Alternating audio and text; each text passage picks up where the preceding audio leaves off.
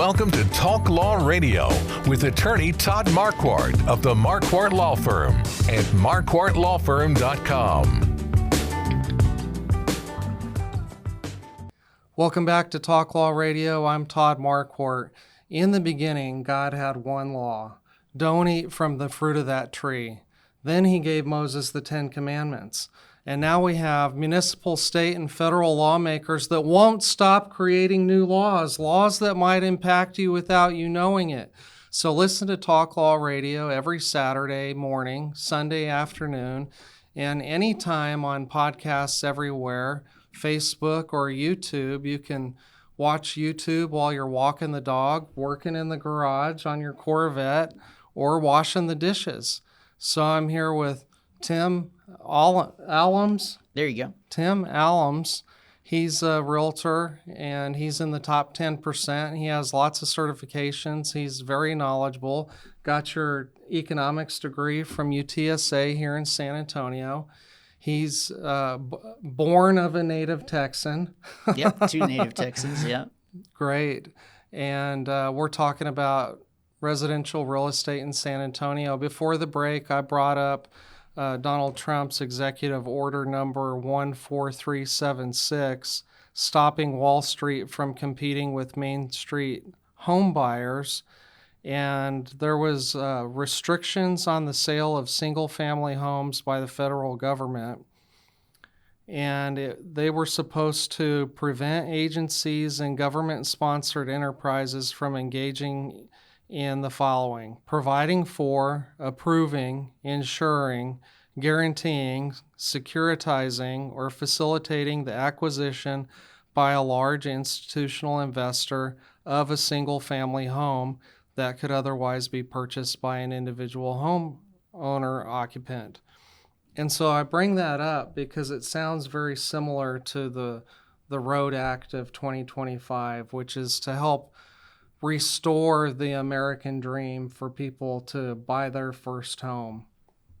And I had read that institutional investors like hedge funds were once buying single-family homes, and they've switched now to building whole developments, and for the sole purpose of renting out the homes. Mm-hmm. Build-to-rent communities. And do you think that that's affecting the San Antonio market? In terms of residential sales? Yeah. I haven't seen any evidences of that. Okay.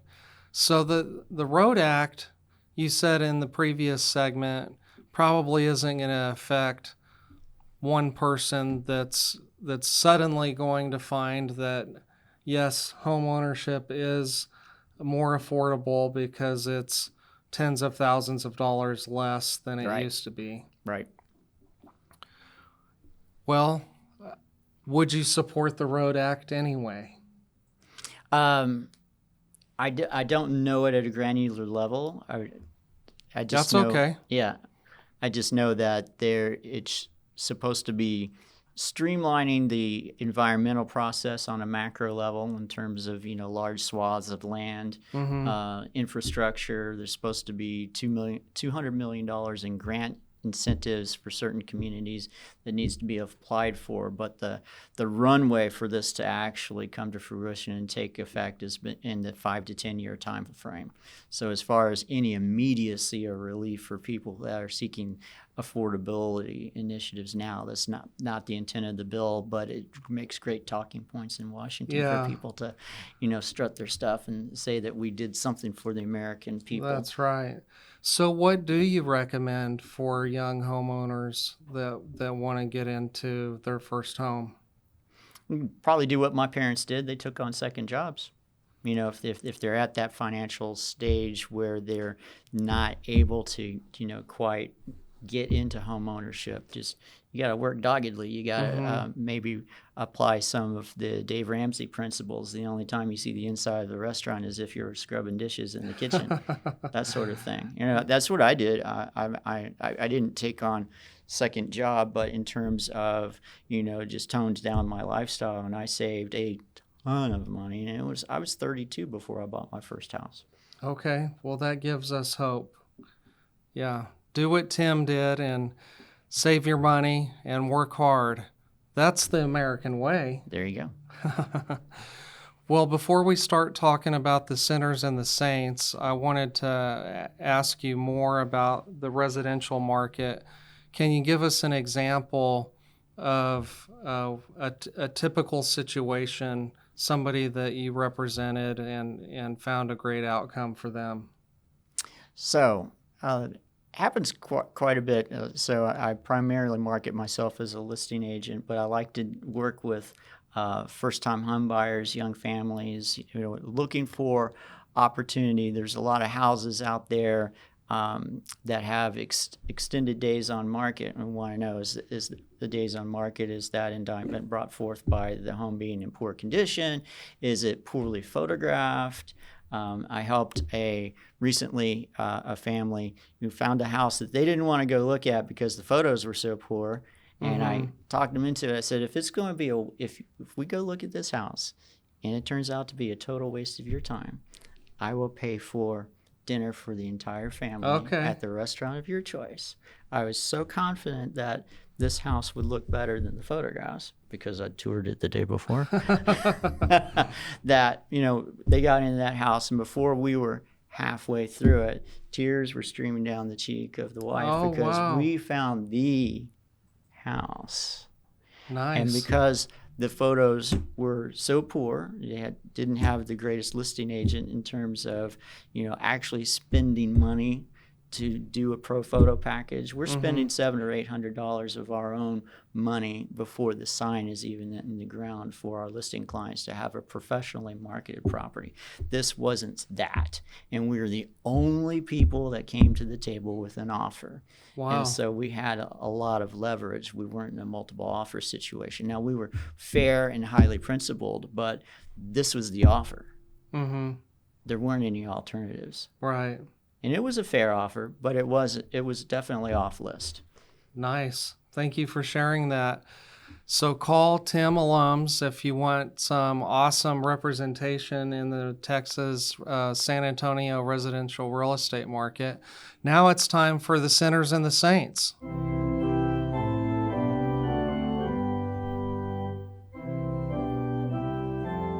There's music going on. It's A Mighty Fortress is Our God. I could barely hear it. Yeah. Martin Luther, who nailed his 95 Theses to the church door, said that we're all sinners and saints. And so I like to talk about a sinner and a saint. And the sinner today is someone who's been charged for conducting a $69.5 million fraud scheme, Devon Ward Elder.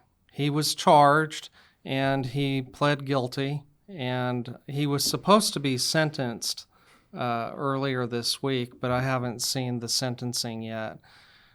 The reason I bring it up is because he duped investors into buying, whatever investment he was selling. And so I wanted people to get some know-how in how to avoid this situation. Do you help investors buy houses? I do. And so how do you know a good investor from a bad investor? So in terms of when you're speaking in terms of who I'm representing, Yeah.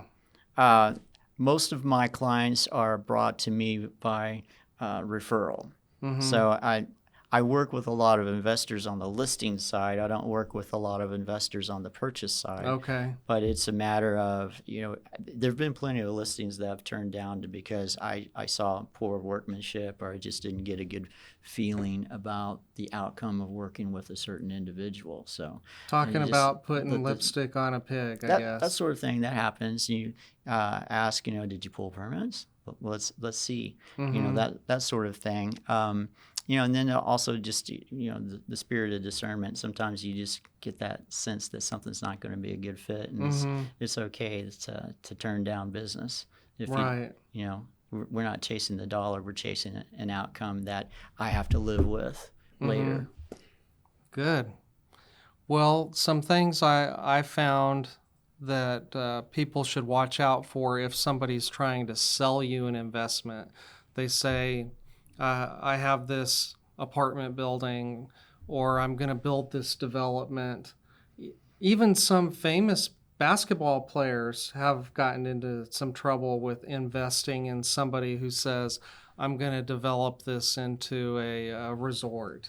Mm-hmm. I've heard that on the news over the years. Well, number one is demand proof. Escrow confirmations, audited capital accounts, third-party verifications.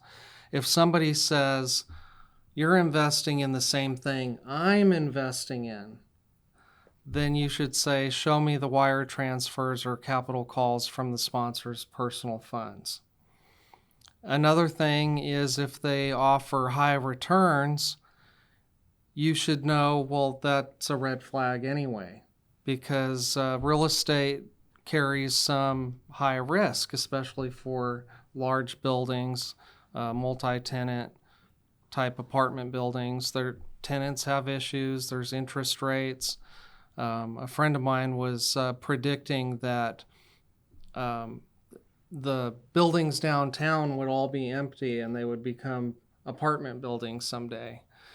But we got to take a break. Sorry to cut it off midstream. We'll be right back. We're going to talk about legacy. Stay tuned.